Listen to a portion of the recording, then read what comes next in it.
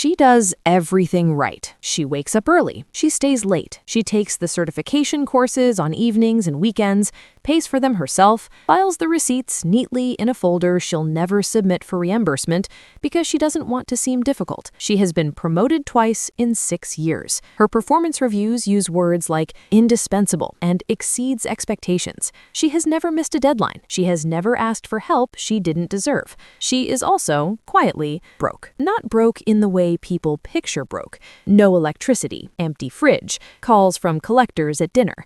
Broke in the modern, invisible way. Broke where the checking account resets to almost nothing every month, no matter how much comes in.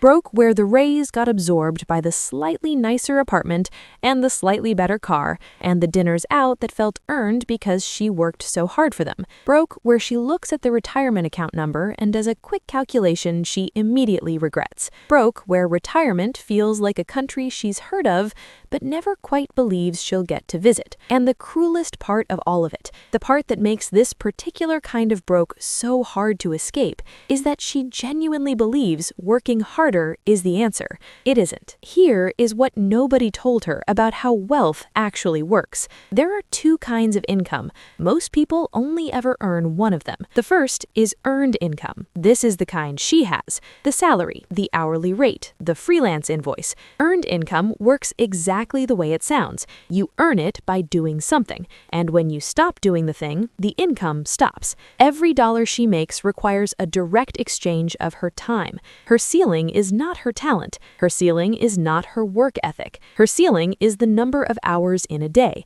which is fixed at 24 for every human being who has ever lived, regardless of how impressive their LinkedIn profile is. The second kind is owned income. This is the kind that builds wealth. Dividends from investments, rental income, a business that runs without you, royalties, a digital product someone buys at 3 a.m. while she is asleep. Owned income arrives whether you worked that day or not. It grows while you sleep. It compounds while you are sitting in the meeting where someone is presenting a slide deck about Q3 projections that have nothing to do with your financial future. The entire gap between people who accumulate wealth and people who don't, regardless of intelligence, regardless of work ethic, comes down almost entirely to how much of their income is earned versus owned. Here's what's interesting. Most high performers, the genuinely smart and driven ones, are so good at earning that they never stop to build owning. They optimize the thing they're already excellent at.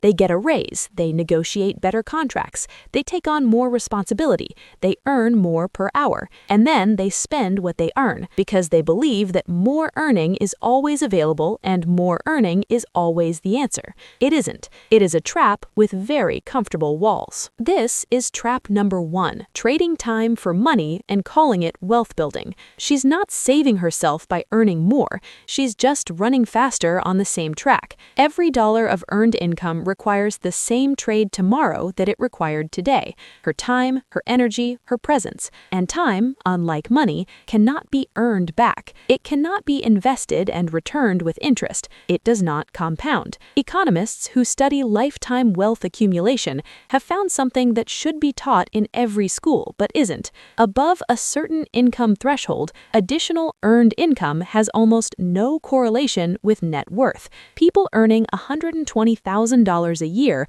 often have lower net worth than people earning $75,000 because the $120,000 earner has expanded her lifestyle to match her income, while the $75,000 earner has kept her lifestyle flat and invested the difference. This is why a teacher who invests $400 a month consistently for 30 years will retire wealthier than a lawyer who earns $300,000 a year and spends $295,000 of it. The variable is not income. The variable is what the income is building. Trap number 2 is subtler, and it catches the smartest people most effectively. confusing busyness with progress. She works 55 hours a week. She is always doing something. Her calendar is full, her inbox is managed, her to-do list is a system she has refined across 4 different productivity apps. She is, by every observable measure, extremely productive. But productive at what? This is the question that changes everything.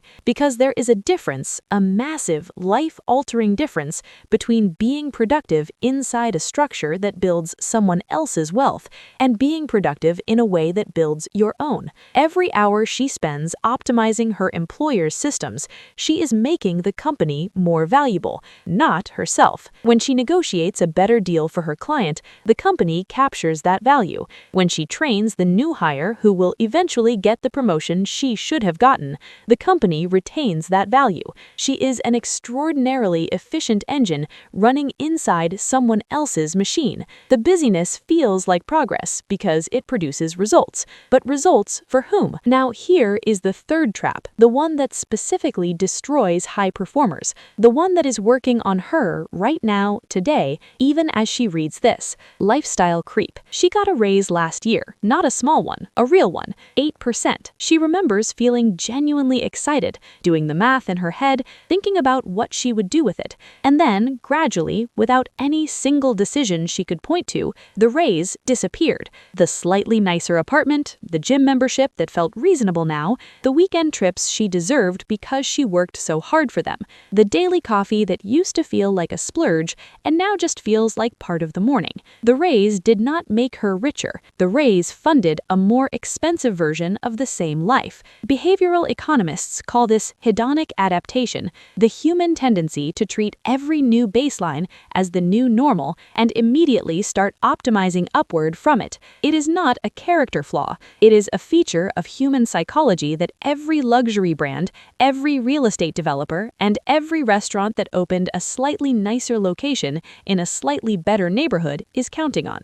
Here's the math that makes lifestyle creep genuinely dangerous. If she earns $80,000 a year and saves nothing, but earns $80,000 for 35 years, she retires with whatever Social Security provides and whatever she managed to scrape together in the last few panicked years before she had to stop working. If she earns $65,000 a year and invests $500 a month, the $15,000 she chose not to lifestyle creep into, at 8% annual return over 35 years, she retires with approximately $1.1 million. The higher earner retired poorer. The structure, not the income, determined the outcome. So what does the way out actually look like? Not in theory, in practice. The first shift is treating investment as the first expense, not the last. Every financial system built around saving what's left over fails. Not because people aren't trying, but because lifestyle always expands to fill available income. The only system that works is paying the investment account before lifestyle gets its hands on the paycheck, automating it, making it invisible, treating it with the same non-negotiable finality as rent. The second shift is starting to build owned income in any amount before it feels reasonable to do so. It will never feel reasonable. There will always be a more urgent use of the time and money. The right moment to start does not arrive, it is chosen, usually uncomfortably, before you feel ready. A dividend-producing index fund, a single rental property, a course, a product, a newsletter, anything that can generate income independently of her direct hours. The amount does not matter yet. What matters is that the category exists in her life. And the third shift, and this is the one that the smartest people resist most strongly, stopping the equation of busyness with virtue. Working hard is not the same as building something. Being exhausted is not evidence of progress. The question she needs to start asking at the end of every week is not, did I work hard enough? It is, what did I build this week that will still be working next week without me? She is smart. She has always been smart. That is, quietly, part of the problem. Smart people are good at optimizing the systems they're inside. They make the job work better. They get better at the skills that make them more valuable to whoever is writing the check. They are so capable of succeeding within a structure that they rarely stop to ask whether the structure itself is serving them.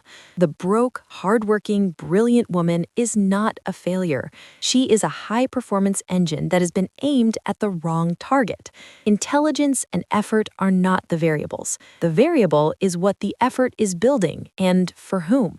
The moment she stops asking, "How do I earn more?" and starts asking, "What am I building that earns without me?" that is the moment everything changes. Not because she'll suddenly work less, she probably won't, but because the hours will finally be going somewhere that compounds, somewhere that grows, somewhere that does not reset to zero when the month turns over and the salary lands and the cycle starts again. She does everything right. She just needs to start doing it for herself, because smart and hardworking aimed at the right target is unstoppable.